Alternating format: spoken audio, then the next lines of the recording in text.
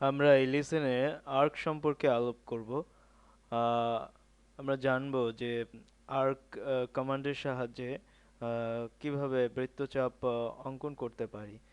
আমরা ক্যাডে অনেকভাবে বৃত্তচাপ বা আর্ক অঙ্কন করার পর্যায়ে দেখেছি।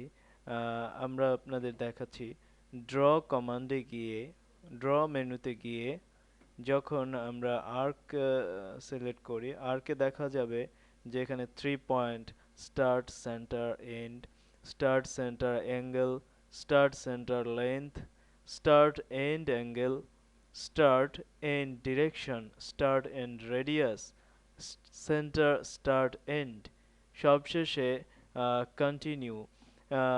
অনেকভাবে বৃত্তচাপকে আমরা অঙ্কন করতে পারবো। আমরা সাধারণভাবে যখন আর্ক কমান্ড দিয়ে এই বৃত্তচাপ অঙ্কন করতে যাই, ধরুন 3 পয়েন্ট দিয়ে আমরা করব, তখন আমরা কমান্ড লাইনে লিখি ARC arc. Arc command specify the start point of arc. আমরা যে কোনো জায়গায় ক্লিক করলাম, এখানে বলছে যে second point of arc, click করলাম। তারপর বলছে এন্ড পয়েন্ট অফ আর্ক, আমরা এক জায়গায় ক্লিক করলাম। এভাবে আর্ক সাধারণভাবে আমরা আঁকতে পারি।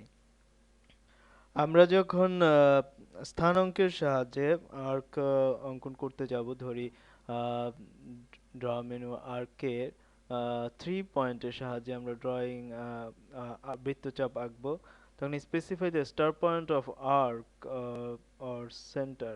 আমরা স্টার্ট পয়েন্ট ধরবো 0 এক্সিস হতে, আমরা ধরি প্রথম স্টার্ট পয়েন্টটি হচ্ছে 2,4। আমরা বিন্দুটি পেয়ে গেছি।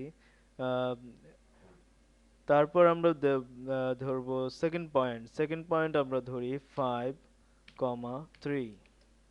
আমরা সেকেন্ড পয়েন্ট পেয়েছি। যখন আমরা specify the end point of arc, command লাইনে লেখা আছে আমরা এন্ড পয়েন্ট যদি ধরি 1,0, ঠিক এইভাবে তিনটি বিন্দুর সাহায্যে নির্দিষ্টভাবে স্থানাঙ্কে আমরা আর্ক নির্ণয় করতে পারি।